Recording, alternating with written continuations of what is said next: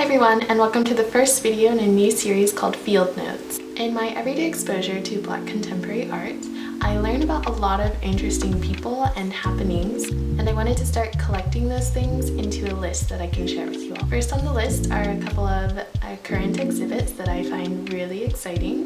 The first one is Toyin Ohi Odutola, whose show just closed at the Whitney. I unfortunately did not get a chance to see that show, which is why I'm really excited that her next exhibit just opened up at the SCAD Museum of Art in Savannah, Georgia. It's called Testing the Name, and it is the third show in a series that follows two fictional aristocratic Nigerian families being joined by the marriage of two men. Toyin makes really large-scale paintings and drawings.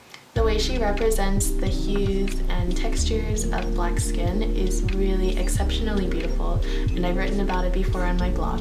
The next show on the list is called This Synthetic Moment at the David Nolan Gallery in New York. It's curated by the Black Canadian photographer David Hart and features the work of 6 photographers, including himself.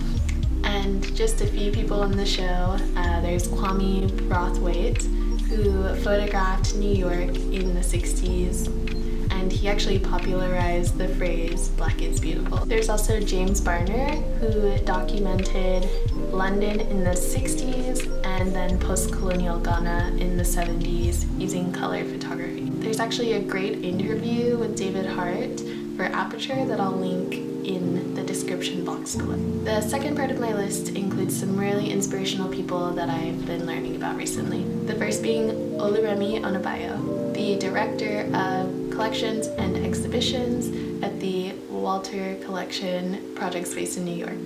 And she contributed to a really amazing catalog called Recent Histories, Contemporary African Photography and Video Art. She actually did the interview with David Hart that I mentioned previously, so even more of a reason to check it out.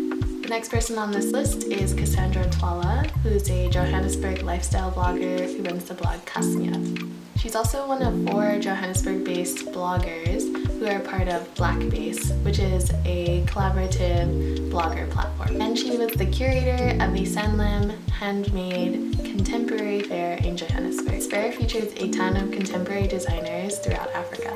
And she recently posted a photo diary of her visits to Lamu, Kenya, which I've been following on her blog. And while she was in Nairobi, she visited Sava Studios. And so then I got to learn about Sava Studios, who creates really intricately hand-carved wooden furniture. And keeping with the topic of design, the last person on the list is a woman named Tabula, who I hope I'm pronouncing her name right. She is a curator and author of Contemporary Design Africa. And this book features 50 designers from Africa and the diaspora who are really kind of shaking up and shaping African design. This book features artisans in every medium, from textiles, ceramics, to furniture design, and more. And Tapua also writes Atelier 55, which has even more information on contemporary African design. So that's all for the first iteration of Field Notes. If you have any constructive feedback, feel free to leave that in the comments.